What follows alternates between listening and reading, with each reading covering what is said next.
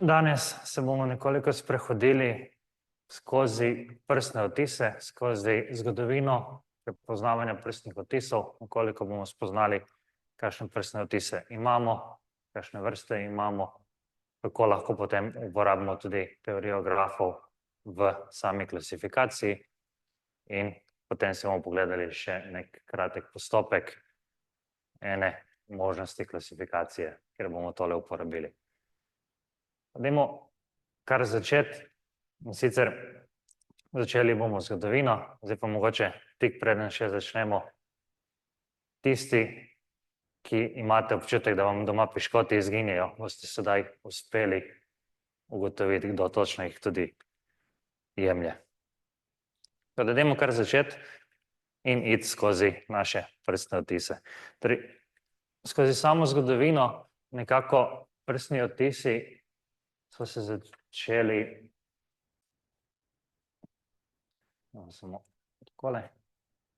začelo se je nekako v Indiji. In sicer naša zgodba se začne z Sir William Herschelom.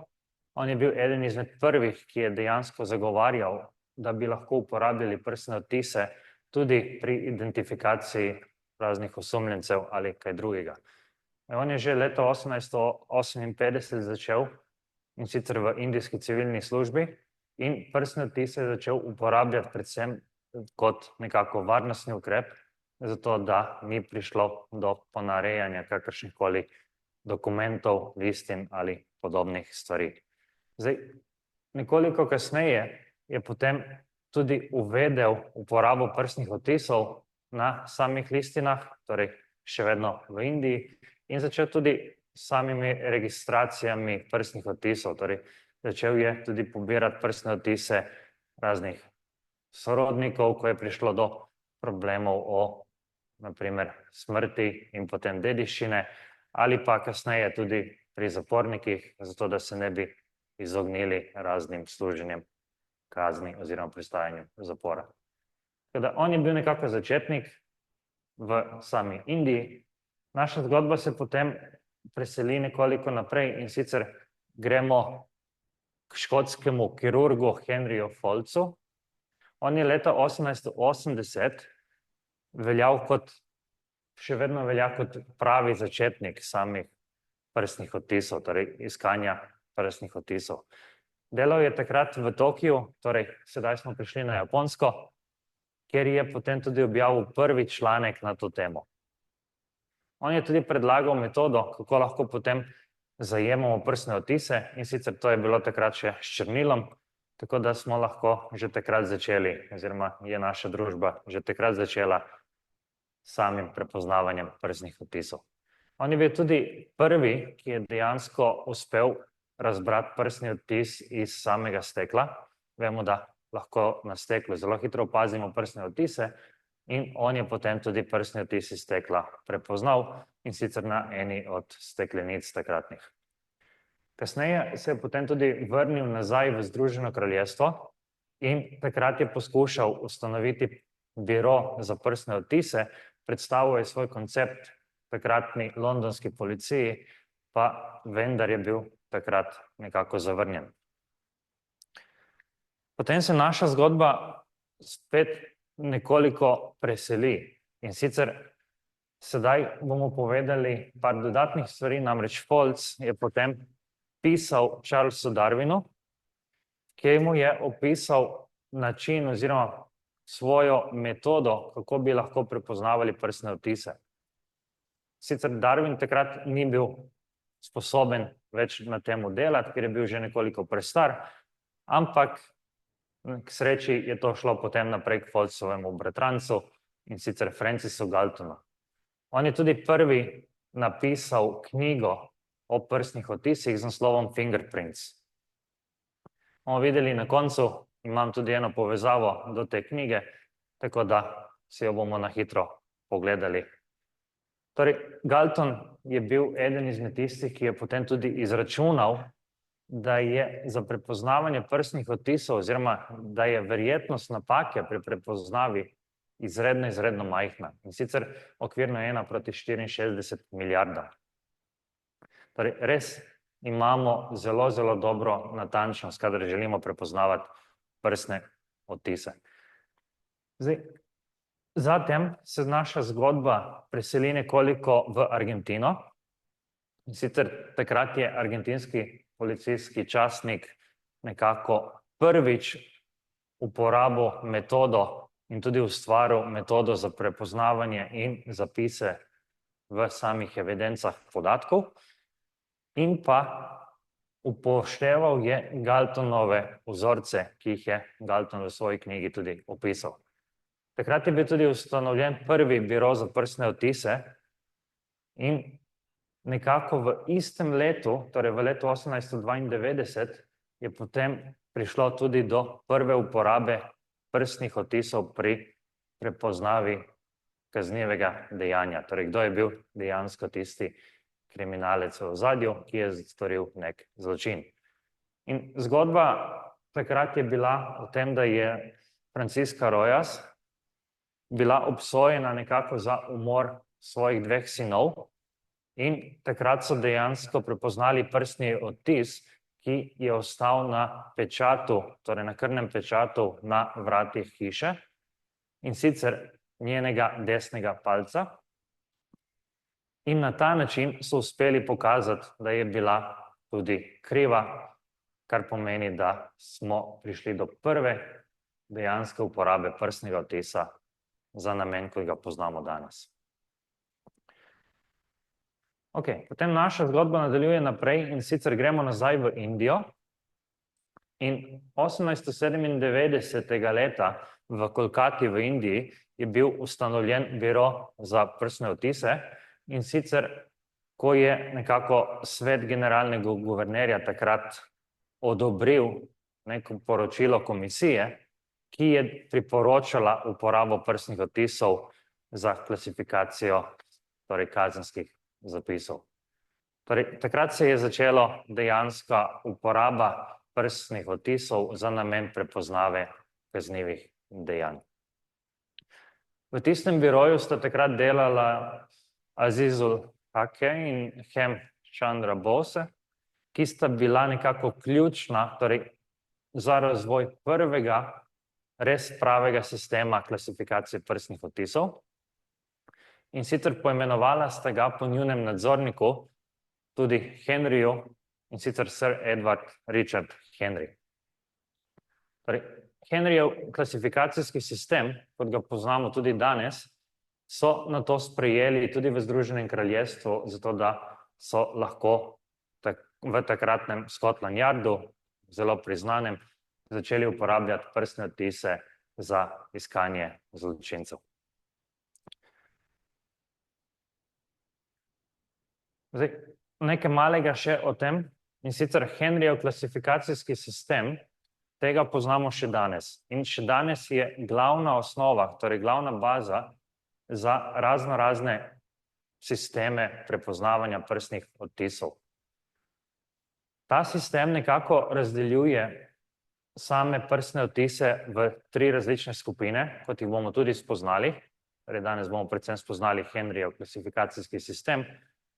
In med njimi imamo tako imenovane loke, zanke oziroma spirale. Torej imamo 3 različne možne skupine. Sicer je o takih vzorcih, ki jih lahko najdemo, poročal že kar nekaj let nazaj, in sicer 1686 Marcello Malpighi. Vendar, kot rečeno, se je začelo šele potem nekako pri Henryju Folcu. On je nekako velja za pravega začetnika klasifikacije prstnih odtisov. Zdaj bomo nekako prišli naprej v same prstne odtise, tako da jih spoznamo, da se naučimo najprej, kaj to je, kako jih potem ločujemo in tako naprej. Prstne odtise imamo vsi. In sicer nahajajo se na notranji strani in pa na konicah prstov. Če kdorkoli pogleda, bo videl, da imamo na prstnih konicah, torej na naših prstih, razne take kožne grebene in pa potem tudi doline vmes, ki nam nekako dajo različne vzorce. In zdaj, te vzorci so razmeroma edinstveni. In to pomeni, da v bistvu jih enkrat razvijemo, in to je še v fazi fetalnega razvoja, in ostanejo več ali manj enaki. Prihaja sicer do določenih sprememb, tu pa tam, ampak ne v samem vzorcu, zgolj nekako raztezanje s tem, ko rastemo. In pa morebitni malenkostni premiki. Tako da sami prstni odtisi, ker so toliko edinstveni, jih lahko uporabljamo tudi za prepoznavanje nekako enojajčnih dvojčkov. Lahko razlikujemo med njimi. Medtem ko za isto zadevo vemo, DNK analiza ne more storiti ničesar, ker je DNK za enojajčna dvojčka v bistvu popolnoma identična.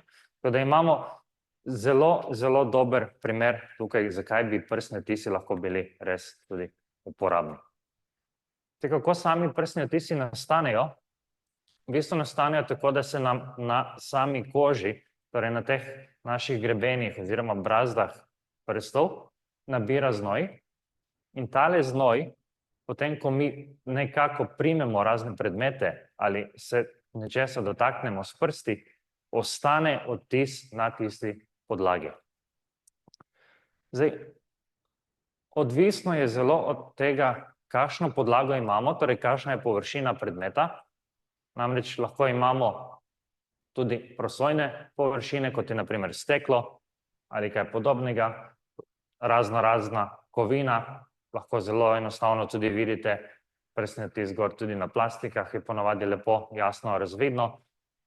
Ti prstni odtisi so potem vidni s prostim očesom. Imamo pa tudi razne druge površine, torej na primer les, tudi na lesu se vse lepo pozna, tudi na kartonu, na kakšnem papirju ali karkoli, vendar takih prstnih odtisov ni enostavno videti s prostim očesom. Tako da tiste prstne odtise, ki jih lahko enostavno vidimo, potem niti ni nek problem jih prepoznati. Ponavadi se v forenziki uporabljajo določeni specifični prahovi oziroma majhni delci, s katerimi potem prekrijejo prstni odtis, zato da lahko prstni odtis potem tudi nekako s pomočjo posebnih trakov dobijo dol iz tiste površine, medtem ko kakšni drugi pa zahtevajo kakšne svetlobne pripomočke, kot so laserji, rentgenski žarki, zato da lahko sploh prepoznamo, kakšen prstni odtis smo za seboj pustili. To je način, kako potem prstni odtisi nastanejo. Zdaj pa nekaj slabosti pri prstnih odtisih, torej problemi, ki jih lahko imamo pri sami identifikaciji. In sicer pogosto lahko pride do raznih sprememb na samih prstnih odtisih, zaradi rasti, na primer. Torej, če smo mi pobrali o sebi prstni odtis, ko je bila relativno mlada, s časom se mogoče naša koža, naši prsti lahko odebelijo ali zrastemo, se stvari povečajo, se raztegnejo in prihaja do raznih raztegov, premikov in takih stvari. Torej, to je že prvi problem, ki lahko nastane pri identifikaciji, ker se stvari nekoliko spremenijo. Druga stvar je, da lahko pride tudi do raznih bolezni. Torej, lahko imamo razne kožne bolezni, lahko pride do poškodb pri samih prstih, torej imamo poškodbo na sami blazinici prsta, torej tam, kjer imamo prstni odtis, in kar naenkrat imamo določene manjše spremembe pri samem prstnem odtisu. Potem pa imamo še razne druge stvari, kot so nejasni odtisi, torej zelo je odvisno od tega, kako mi primemo določeno stvar, kako pritisnemo s prsti na neko podlago. Lahko pritisnemo zelo enostavno samo s polovico prsta, pa je kar naenkrat odtis nepopoln oziroma nejasen in imamo potem lahko problem, lahko so umazane površine ali kaj drugega. Potem pa imamo še razne druge stvari, kot so površinske napake. Tukaj je predvsem potem neenakomerna površina pride v upoštev. Namreč, če delamo prstni odtis na neki ravni podlagi, je nekaj popolnoma drugega, kot če delamo na primer na zmečkanem papirju. In pa pogosto, kar je glavni problem, sicer je vedno manjši, dan danes je pomanjkanje referenčnih podatkov, torej v bazi podatkov nimamo dovolj vzorcev, da bi lahko našli ustrezen prstni odtis. To so določeni problemi, ki se lahko pojavijo. Zdaj pa, kako deluje prepoznavanje prstnih odtisov? V osnovi uporabljamo tukaj v modernih dobah računalnike in računalniške algoritme, ki nam omogočajo določene podobnosti med dvemi različnimi prstnimi odtisi. In analize pogosto izvajamo na različnih ravneh. Torej imamo več nivojev in delamo počasi, postopoma, torej najprej primerjamo en nivo, drugi, tretji oziroma kolikorkoli nivojev pač imamo. Naš algoritem, ki si ga bomo pogledali, bo imel 3 nivoje, tako da bomo videli nekako en primer, kako lahko naredimo klasifikacijo prstnega odtisa. Potem pa imamo še razne druge podrobnosti, ki jih vmes spremljamo. Zdaj, ko prebiramo prstne odtise oziroma ko analiziramo prstne odtise, moramo paziti tudi na samo lego prstnega odtisa in pa mogoče tudi obrat ali kaj podobnega. Torej, prstne odtise lahko dobimo na najrazličnejše načine, torej moramo nekako znati določiti njihovo usmeritev, zato da lahko potem tudi dobimo neko lepo klasifikacijo oziroma da lahko primerjamo med prstnimi odtisi. Bomo videli tudi, kaj je tista stvar, ki nam pri tem pomaga. Zdaj, ko delamo prepoznavo, ponavadi računalniški programi določajo ogromno število točk. Mi si bomo danes pogledali manjši primer, tako da ne bomo imeli 90 točk ali kaj podobnega, ampak več točk, kot imamo, boljša je natančnost potem tudi pri iskanju ustreznega prstnega odtisa. Potem pa, ko enkrat določimo vse stvari, nekako kreiramo neko kot predlogo za skeniran prstni odtis in tole potem primerjamo s tistimi, ki jih imamo v bazi podatkov. Zdaj, zakaj je teorija grafov koristna pri prepoznavanju prstnih odtisov? Namreč prstni odtisi imajo, prvo smo rekli, različne vzorce lahko in za analizo takih vzorcev je smiselno imeti neko matematično strukturo, nek matematični model, ki nam zna te vzorce lepo opisati. In zdaj, kje je ponavadi problem? Problem je, da moramo nekako predstaviti ustrezno strukturo našega vzorca, potem moramo znati primerjati med njimi in pa mora biti nekako robustno, torej prenesti mora majhne transformacije, deformacije in druge stvari, torej majhne rotacije, zamike, povečave in tako dalje. In tukaj je teorija grafov oziroma model grafa izredno uporaben, kjer lahko uporabimo vozlišča oziroma točke za razne torej naše karakteristike in pa povezave med njimi predstavljajo, katere karakteristike so nekako povezane med seboj. Potem pa, ko imamo enkrat tako zadevo, celotna zgodba prepoznavanja postane zgolj le še iskanje izomorfizma dveh grafov. Pa bomo vse te stvari še definirali, tako da bo točno jasno, s čim delamo. In sicer pojdimo nekoliko v teorijo grafov, torej spoznali bomo nekaj osnovnih konceptov, toliko, da bomo imeli neko idejo v ozadju. Zdaj, kaj je graf? Graf je nekako matematična struktura, ki jo pogosto predstavljamo z množico povezav in točk. Torej, točke imamo torej v, pa povezave imamo e. In potem opišemo, torej G kot graf je par, torej množica točk v, pa množica točk oziroma povezav e. Potem, ko govorimo o grafu, je dobro poznati, kaj pomeni, da sta dve točki sosednji. To pomeni, da nekako obstaja povezava med tema dvema točkama v našem grafu. Zdaj, kako neka takšna stvar dejansko izgleda, mogoče je smiselno še, da narišemo kakšne stvari. Pa dajmo narisati en enostaven graf, ki nam lahko veliko pove. In zdaj tukaj imamo naš graf s 4 točkami, torej imamo 4 točke, to so te prazni krogi, in pa nekaj povezav med njimi. In zdaj pravimo, da sta 2 točki sosednji, takrat, kadar obstaja povezava med njima. Naprimer, tukaj imamo na levi strani pa zgoraj točko in imamo povezavo med njima. In zdaj tema 2 točkama lahko rečemo tudi, da sta krajišči te povezave. Potem lahko govorimo še o stopni točke, ki je zelo pomembna. In stopnja točke je v bistvu število povezav s krajiščem tiste točke. In zdaj, če pogledamo čisto na levi strani, imamo eno točko, ki ima 2 povezavi, takšen, da je sama točka krajišče teh 2 povezav.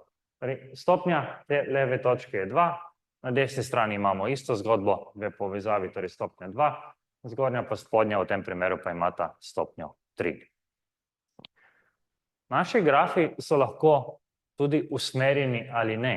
Danes bomo govorili zgolj o neusmerjenih grafih, ampak lahko bi uporabili tudi usmeritve, namreč obstajajo določeni modeli za iskanje analizo prstnih odtisov, ki tudi uporabljajo usmerjene grafe.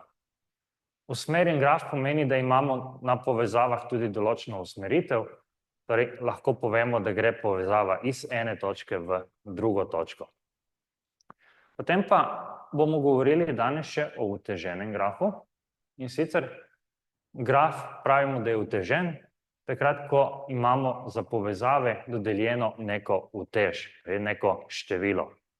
Zelo pogosto imamo opravka tukaj s celimi števili, lahko so pa realna števila in mi bomo uporabljali v bistvu neke mere tudi danes. Utež bi bila, če bi dodelili vsaki povezavi neko vrednost, lahko jih tudi ponovimo, ni nujno, da so različne. In zdaj tukaj imamo povezave z različnimi utežmi, torej 3 povezave imajo utež 1, ena povezava ima utež 2 in ena povezava ima utež 3. Torej, to je nekako potem utežen graf. Zdaj pa, dajmo povedati še par konceptov, ki so pomembni.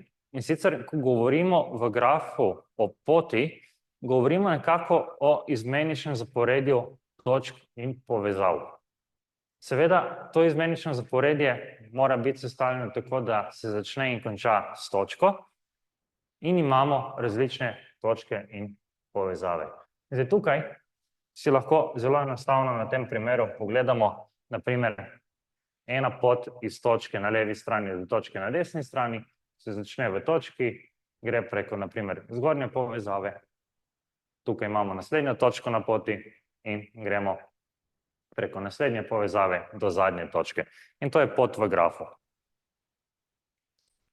Ok, potem, ko govorimo o 2 točkah, lahko povemo, ali sta ti 2 točki povezani v grafu ali ne.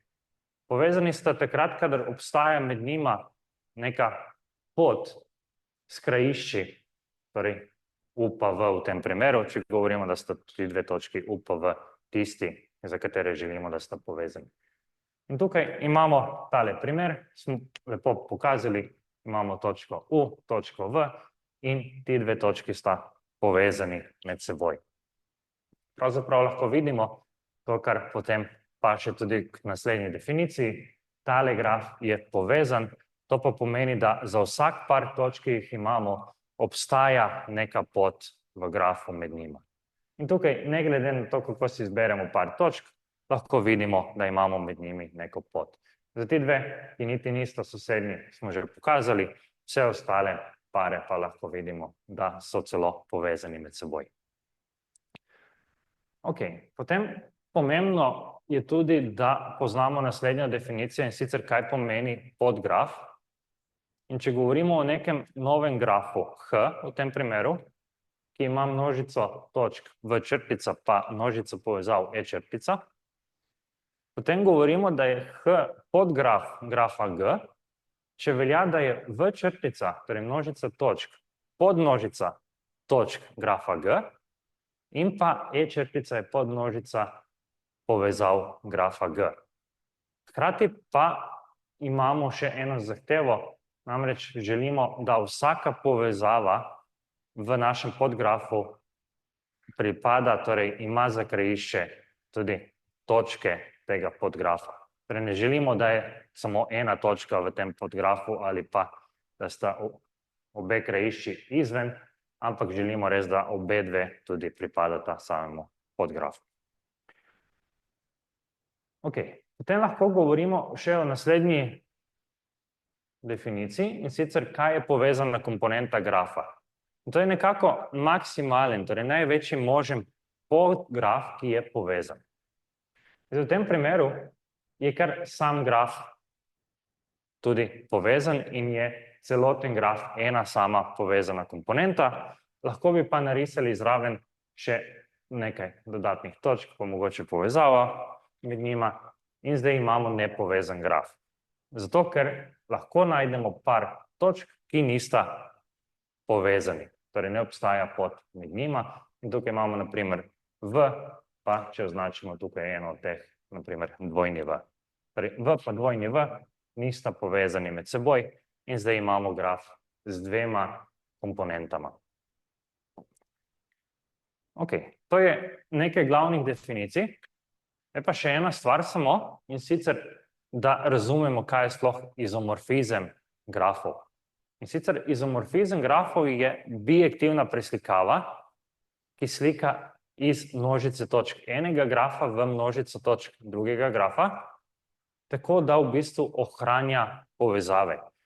To pomeni, tako kot je napisano, da če je U pa V povezava našega grafa G, potem je njuna slika tudi povezava v grafu, v tem primeru G črtica. In pa obratno, seveda. Če je F od U pa F od V povezava v grafu G črtica, mora biti tudi U pa V povezava v grafu G.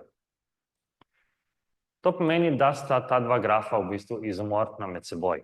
V osnovi nam izomorfnost pove, da ima ta grafa enako strukturo, kar pomeni, da lahko uporabljamo te postopke za iskanje izomorfizmov, tudi za klasifikacijo in iskanje prstnih odtisov.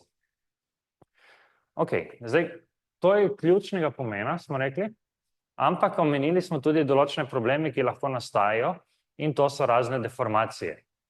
In ravno zaradi tega se pogosto pri klasifikaciji ne uporablja zgolj iskanje izomorfizma med dvema grafoma, ampak se uporablja tudi iskanje izomorfizma podgrafa, ker v bistvu želimo preveriti, ali je nek podgraf, torej za naš prstni odtis, izomorfen nekemu podgrafu tistega prstnega odtisa, ki ga iščemo v bazi podatkov. In tukaj seveda bi želeli čim večjo natančnost, torej zaželjeno je, da imamo čim manj takšnih napak, zato da lahko čim bolje vse skupaj klasificiramo. Naš postopek, ki ga bomo danes spoznali, se ne bo toliko ukvarjal z morebitnimi deformacijami, ampak bomo zgolj pogledali, kaj je, če imamo res lep prstni odtis. Pa kako poteka klasifikacija prstnih odtisov? Zdaj, najprej moramo povedati te osnovne pojme po Henryjevi klasifikaciji. In sicer, kaj je jedro prstnega odtisa? In to je nekako osrednja točka našega vzorca, ki ga imamo. Zdaj, te osrednje točke imamo tukaj lepo predstavljene, in sicer glede na 3 različne tipe prstnih odtisov. In sicer imamo pri nekako loku naše jedro nekje tukaj, potem imamo pri zanki naše jedro in pa pri spirali imamo tudi nekako jedro. Zdaj, jedro je ključnega pomena zaradi tega, ker se pogosto ravnamo, torej pozicioniramo naše prstne odtise glede na to, kje se nahaja dejansko jedro. Ok, zdaj, poleg jedra imamo še en pojem, in sicer govorimo o delti pri prstnih odtisih. In imamo 2 tipa delt. Prepoznamo jih po tej klasični obliki, da se razvejajo naši grebeni v 3 smeri. In sicer poznamo y in pa kot trikotnik, torej grška črka delta, od koder izhaja tudi ime. In tukaj vidimo oba dva primera. Zdaj, na levi strani vidimo nekako tale trikotnik in imamo razvejanje skupin naših grebenov. Pod trikotnikom imamo eno smer, na levi strani trikotnika imamo drugo smer, na desni strani imamo tretjo smer. Torej imamo res to lepo razvejanje naših grebenov. In enako je tukaj na desni strani pri Y, imamo prav tako 3 usmeritve naših grebenov na prstih. Delte so izredno pomembne zaradi tega, ker nam omogočajo natančno klasifikacijo, namreč ponavadi njihovo število, oziroma ne ponavadi, ampak vedno lahko z njihovim številom povemo točno, kakšen vzorec prstnega odtisa imamo. In pa seveda z njihovim položajem si lahko zelo pomagamo, to je nekako kot druga referenčna točka poleg samega jedra. Ok, dajmo si pogledati posamezne prstne odtise nekoliko bolj natančno. Torej imamo tako imenovan lok, torej arč, in imamo nekako preprost lok, in to je nekako tale prstni odtis na levi strani, ker so grebeni relativno vzporedni en drugemu z nekoliko rahlim nagibom. Torej, to je enostaven oziroma preprosti lok. Potem pa imamo tented arch, ta je pa imenovan tako zaradi tega, ker lahko izgleda na sredini nekako kot šotor. Torej imamo nekako kot šotor postavitev, kjer na sredini nekoliko se potisnejo te grebeni navzgor in dobimo nekoliko bolj izbočene naše grebene na prstnem odtisu. Zdaj, tale preprosti lok načeloma nima jedra. Prav tako nima nobene delte tukaj. Tale pa v bistvu nima ravno jedra, ampak pogosto lahko se ravnamo glede na tale center, ki je nekoliko potisnjen navzgor, kot da je tole naše jedro. Tako da nam lahko tole predstavlja nekako referenčni podatek za orientacijo. Prav tako je tudi tale brez delte, tako da loki so nekako brez delte. Potem zanke so nekoliko drugačne. Tukaj nimamo najboljše slike, da bi videli točno, kaj je zanka, ampak bomo videli tudi kasneje. Imamo pa predstavljene nekako tukaj pri prstih. Zanke so nekako tako, da gre v eni smeri naš greben na prstnem odtisu nekako navzgor oziroma v nekako diagonalni poti in potem se obrne nazaj navzdol okoli v isto smer. In zdaj zanke lahko ločimo na 2 tipa. Zelo je pomembno, v katero smer so obrnjeni. In ločimo glede na to, ali so obrnjene proti palcu ali proti mezincu. In zdaj tukaj imamo pri obeh rokah, tako za levo kot za desno roko, vse zanke obrnjene proti desno in pa navzdol. In če pogledamo, radialne zanke so tiste, ki grejo proti palcu, tako da tukaj na levi roki imamo radialne zanke, na desni roki imamo pa potem ulnarne zanke, ki grejo nekako proti mezincu. Zdaj imamo ta 2 podtipa prstnih odtisov. Zdaj zanke imajo nekako eno jedro, to je ravno tisti del, ki je nekako najvišje gor v zanki, in pa imajo eno delto. Bomo videli bolj natančno še kasneje. Potem pa imamo še spirale. Spirale pa imajo ponavadi eno jedro, sicer zelo pogosto lahko štejemo v določenih primerih tudi z večjimi jedri, ampak načeloma imajo eno jedro in pa vedno imajo 2 ali več delt. Zdaj, sami grebeni nekako tvorijo take spiralnate krožne oblike in glede na to ločimo potem tudi na 4 različne podtipe. Prvi je enostaven, kjer imamo tako lepo spiralno oziroma krožno obliko. Tukaj imamo v bistvu eno jedro in pa vidimo, z rumeno je označeno tudi, kje imamo naši 2 delti. Potem pa imamo nekako tako imenovane central pocket oziroma spirala, ki ima žep. Tukaj vidimo, da ni več tako lepa spirala, lepo naokoli, ampak izgleda že nekako, kot da smo v nekem žepu, ko gremo naokoli. Torej, nimamo lepega prstnega odtisa spiralno, kot imamo na prvi sliki, ampak že dobimo grebene, ki grejo naokoli, kot da bi imeli nekako lok. In tukaj tudi vidimo dve delti in pa lepo prepoznavno jedro. Potem pa imamo možnost, kot je dvojna zanka. In tukaj vidimo primer, kako bi lahko zanka izgledala, ampak tukaj govorimo o spirali. In sicer zgodi se, da imamo naprimer eno kot zanko, ki se zavije potem naokoli, in tukaj imamo tole naše drugo. Torej dobimo nekako obliko črke S v sredini.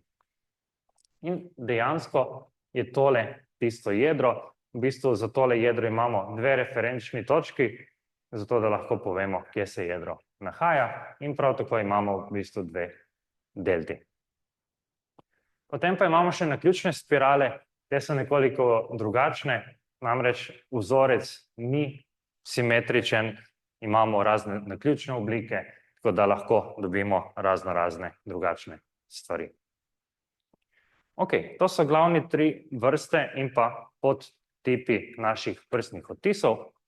Zdaj pa moramo povedati še nekaj o karakteristikah. Namreč karakteristike prstnih odtisov so pa potem tiste razne lastnosti, ki jih lahko opazimo na samem prstnem odtisu. Torej, kaj se dogaja z našimi grebeni na prstnem odtisu. In tukaj imamo nekaj različnih možnih karakteristik. Prva je nekako konec samega grebena. Torej, to, kar je v sredini, je tisto, kar nas zanima sedaj pri teh opisih. Torej, vidimo lahko konec grebena na sliki, torej tista vmesna črta se kar naenkrat nekje konča. Potem imamo tako imenovano bifurkacijo oziroma razcep, kjer vidimo, da se en greben razcepi potem na dva dela, torej gre v dva ločena grebena. Lahko imamo tudi tako imenovane pike, torej en res kratek, majhen greben vmes med dvema drugima grebenoma, oziroma tudi otoke, kjer imamo samo eno malenkost daljšo črto, torej naš greben med drugima dvema. Prav tako lahko imamo potem tudi kot jezera. To pomeni, da imamo nekako dva grebena, ki se ločita in potem se ponovno združita nazaj, oziroma en sam greben se loči na dva dela, zaobide in se ponovno združi na drugi strani nazaj. Potem imamo tako imenovane nekako kot kljuke, kjer dejansko imamo samo en kratek greben, ki gre ven iz nekega drugega grebena, ki ga imamo. In pa potem imamo še nekaj drugih, torej mostovi, ki povezujejo dva grebena, dvojne delitve oziroma dvojni razcep, kjer imamo dva razcepa takoj en za drugim. Trifurkacija, torej trifurcation, to je razcep na tri grebene potem. In pa razne še druge dodatne, kot jih imamo tukaj predstavljene. Predvsem mogoče zanimiv je tale most, kjer se dva grebena v bistvu križata med seboj. Vse te karakteristike lahko potem tudi označimo z določenimi oznakami. Zdaj tukaj je samo moje poimenovanje teh oznak, glede na angleško torej poimenovanje, več ali manj kratice. In lahko gremo že na potek identifikacije. Torej gremo na uporabo naših znanj, sedaj, ki smo jih pridobili o prstnih odtisih in o samih grafih. In zdaj spoznali bomo tri algoritme, ki bodo sestavljeni skupaj v eno celoto za prepoznavanje prstnih odtisov. Prvi algoritem nam bo pomagal prirediti prstnemu odtisu nek graf. In sicer utežen graf, ki bo imel označene točke, torej jih bomo poimenovali. In zdaj tukaj imamo 5 glavnih korakov, ki jih moramo izvesti. Prvi korak je, da identificiramo vse karakteristike našega prstnega odtisa, torej vse tiste karakteristike, ki smo si jih prej pogledali, poiščemo na našem prstnem odtisu in vsaka izmed teh bo predstavljala eno točko našega grafa. To je drugi korak, potem ko priredimo vsaki karakteristiki neko točko. Potem imamo pa v naslednjem koraku dodajanje povezav. Povezave dodamo tako, da v bistvu pogledamo, če dve karakteristiki ležita na istem grebenu. Torej, če dve karakteristiki ležita na istem grebenu, dodamo potem med njima povezavo, s tem, da lahko tukaj pazimo, da v bistvu dodamo povezavo, če se pojavita med vsemi, ampak če se dve karakteristiki pojavite zaporedoma, takrat lahko priredimo povezavo. In to nam nekoliko že zmanjša graf, torej ne rabimo biti na tako velikih vzorcih oziroma na tako velikih grafih in imamo že malenkost lažje delo za prepoznavo. Potem pa v vsaki povezavi priredimo utež. Torej, utež, ki jo bomo priredili tukaj, bo nekako razdalja med tema dvema karakteristikama, ki sta povezani. Torej, razdaljo tukaj merimo samo v ravni liniji, torej ne rabimo gledati, kako se premika po grebenu, ampak preprosto jo samo povežemo z ravno daljico in izračunamo oziroma izmerimo, koliko je dolga. In to nam tudi omogoča potem robustnost pri prepoznavanju, če se slučajno naši prstni odtisi nekoliko raztegnejo. Torej, lahko preberemo prstni odtis, pa nam tista naprava nekoliko raztegne celoten prstni odtis in samo pogledamo potem razmerja med vsemi temi utežmi. Torej, v enem grafu in v drugem grafu moramo imeti za vsako povezavo enako razmerje, če sta izomorfna. Ok, potem pa preprosto samo še opišemo, torej vsako točko opišemo nekako za oznako, ker damo par vrednosti in prva vrednost je nekako sama karakteristika oziroma oznaka karakteristike, zato da vemo, kaj nam predstavlja. Druga je pa potem stopnja točke. Torej, sedaj že nekako opisujemo lastnosti našega grafa na nek ustrezen način, zato da lahko potem lažje iščemo izomorfnost.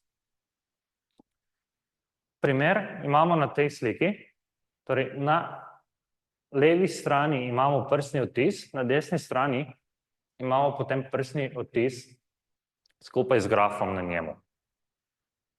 Za lažjo prepoznavnost, upam, da se lepo vidi, imamo različne vrste karakteristik označene z različnimi barvami. Tukaj imamo na primer eno karakteristiko, ki je označena z rdečo čisto na dnu, kjer je samo ena pika. In to je nekako konec tega grebena.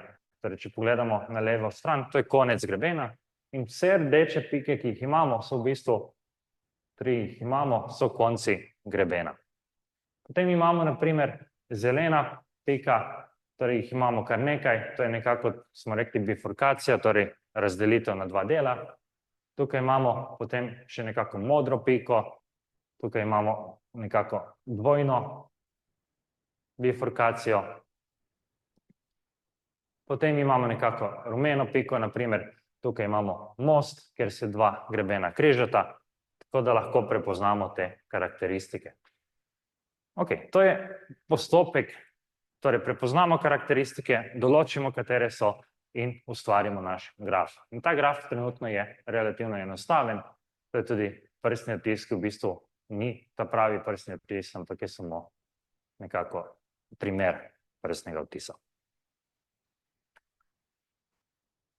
Ok, potem drugi algoritem, ki ga bomo tukaj uporabili, nadaljuje naprej in sicer imamo klasifikacijo našega prstnega odtisa v treh nivojih. Začnemo najprej s klasifikacijo, kakšen je tip prstnega odtisa in kakšen je podtip. Zdaj, tukaj imamo opisan postopek. Najprej preverimo, ali imamo sploh jedro ali ne. Ker če ga nimamo, lahko takoj povemo, da imamo lok in v bistvu imamo enostaven, preprost lok. Če imamo jedro, oziroma smo rekli, lahko izgleda, kot da je jedro, govorimo o šotorastem loku, potem moramo pogledati, ali imamo delto. Rekli smo, da loki načeloma nimajo delte, kar pomeni, da lahko potem klasificiramo takoj kot šotorast lok, torej dentate arch. Če pa imamo delto, moramo potem preveriti, koliko jih je. Ali je samo ena, torej da govorimo o zankah, ali jih je več, torej 2 ali več, da govorimo potem o spiralah. Ok, ko vse to določimo, pridemo nekako čez vse te naše korake. Tej koraki 2, 4, 6 in pa 7 nam točno podajo klasifikacijo tudi podtipa. Seveda pri 6. moramo, smo rekli, samo paziti usmeritev, ali gre proti palcu ali proti mezincu. Potem pa nadaljujemo naprej na naše nivoje klasifikacije. Torej, v prvem nivoju smo rekli, klasificiramo sedaj tip prstnega odtisa in pa podtip prstnega odtisa. Torej, to je to, kar smo naredili v prvih 7 korakih. In pa zraven dodamo še število različnih karakteristik. Torej, ne število vseh, ampak število različnih, ki jih prepoznamo. In zdaj na tem nivoju lahko že opazimo, da lahko kar nekaj drugih prstnih odtisov izločimo stran. Torej, imamo že nek osnovni vzorec in lahko že zmanjšujemo pri iskanju. Potem v naslednjem koraku si pomagamo z algoritmom 1, ki smo ga spoznali, torej ustvarimo naš graf prstnega odtisa, torej graf karakteristik. In v drugem nivoju potem določimo lastnosti tega grafa. V tem primeru določimo na primer število točk, število povezav, pa število povezanih komponent našega grafa. Torej imamo že drugi nivo klasifikacije. Najprej smo izvedeli, kakšen je tip in pa podtip, to je zelo enostavno prepoznati, potem pa gremo na detajle, torej na karakteristike, bolj natančno, kakšen je naš graf in kakšne so lastnosti našega grafa. Potem pa nadaljujemo naprej in sicer vsako točko označimo z dodatnimi lastnostmi. Na začetku smo jih označili samo z 2, in sicer M in pa N, tukaj imamo primer, torej M in N smo uporabili na začetku, ko smo ustvarili graf, kjer je M oznaka karakteristike, N stopnja točke. Sedaj pa dodamo še uteži vseh povezav, ki so sosednje oziroma katerim tista točka pripada, torej da je točka krajišče povezave. In te uteži lahko razvrstimo po velikosti. In to nam da potem dodaten opis, s katerim si lahko pomagamo pri samem iskanju izomorfizma oziroma pri klasifikaciji samega prstnega odtisa. Ok, zdaj imamo že prvi nivo, torej vemo, kakšen je tip, vemo, kakšen je podtip, imamo graf, imamo različne lastnosti, imamo uteži in imamo oznake na naših točkah, imamo že kar nekaj stvari, s katerimi si lahko pomagamo. Zdaj, na tem primeru, ki smo ga imeli prej, bomo pogledali samo prva 2 nivoja klasifikacije. Torej, če pogledamo v prvem koraku, ali ima jedro, v bistvu ga ima, torej izgleda pri rumeni točki nekako kot jedro, ali ima delto, tukaj nima nobene delte, kakorkoli gledamo, torej ta del ni delta tukaj, vidimo, nima lepega izrazitega y, ampak se tukaj še nadaljuje dol. Potem gremo naprej, da je to v bistvu šotorast lok. Ko smo ugotovili, da je to lok in potem šotorast lok, imamo tip in pa podtip. In pa preštejemo število različnih karakteristik. Zdaj, če preštejemo vse barve tukaj, ki jih uporabimo, jih je 5, tako da imamo 5 različnih karakteristik. Nato pa gremo na drugi nivo klasifikacije. Torej, pogledamo, koliko je točk grafa. V tem primeru jih imamo 11. Upam, da so tudi razvidne. Imamo tukaj eno rdečo, smo rekli spodaj, pa 2 zeleni sta zgoraj ločeni, torej nekoliko desno od rumene pike in pa više gor levo od rumene pike, sta še 2 zeleni točki. Torej, 11 točk. Preštejemo število povezav in jih imamo v bistvu 1, 2, 3, 4, 5 in pa 6. Pogledamo število povezanih komponent. Tukaj imamo 5 povezanih komponent, torej vsaka točka brez povezave je svoja komponenta, potem pa imamo tukaj 2 točki, ki sta povezani, to je svoja komponenta, in pa tukaj imamo eno tako pot, ki je tudi povezana, to je tudi svoja komponenta. In imamo drugi nivo klasifikacije. Torej, sedaj smo že veliko opisali in na majhnih vzorcih, torej pri nas doma bi lahko že s tem vse ugotovili. Ok, tretji nivo ne bomo naredili, ker bi morali izmeriti, kakšne so dejanske dolžine tukaj vmes, da bi dobili še tretji nivo klasifikacije. Je pa še zadnji algoritem, to je pa tretji algoritem, je pa postopek, kako si lahko s temi stvarmi pomagamo, ko iščemo ujemanje v bazi podatkov. In sicer, najprej naredimo ujemanje na prvem nivoju. Torej, sedaj smo že uporabili prvi algoritem, smo že naredili celoten drugi algoritem, da smo naredili klasifikacijo in ta dva algoritma skupaj, prvi in drugi, sta nam dala kot neko šablono oziroma neko predlogo prstnega odtisa. Zdaj pa lahko med vsemi predlogami, ki jih imamo v naši bazi podatkov, poiščemo najprej ujemanje na prvem nivoju in na ta način zožamo našo količino podatkov, katere moramo preveriti. Torej, že na ta način lahko marsikaj ugotovimo. Nato gremo na drugi nivo, ki nam še bolj zmanjša našo bazo podatkov, v kateri iščemo, torej določimo, smo rekli, lastnosti našega grafa in lahko dobimo že majhen vzorec. Nazadnje pa naredimo tretji nivo. In pri ujemanju na tretjem nivoju, tukaj je tisti korak, kjer delamo izomorfizme grafov.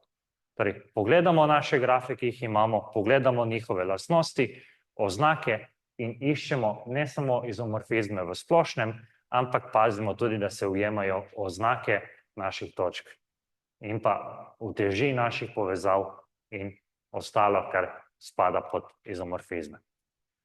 In seveda, kot je že bilo omenjeno, zaradi morebitnih majhnih deformacij bi tukaj lahko uporabljali tudi iskanje izomorfizma uteženih podgrafov.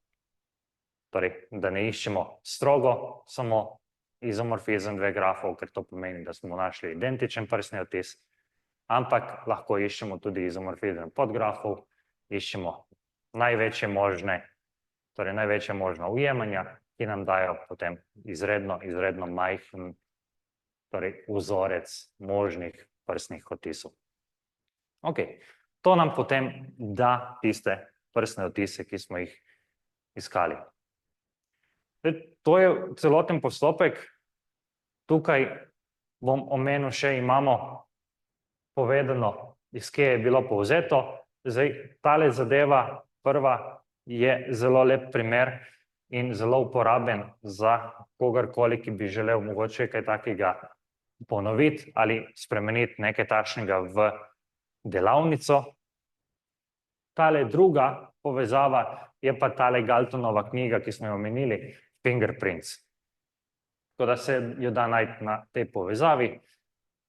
Zdaj tukaj je ne bom odprl, zato ker potem je ne boste uspeli videti, ampak lahko si jo pa pogledate na tej povezavi. To je knjiga iz leta 1892. Ok, torej za danes je naša preiskava končana.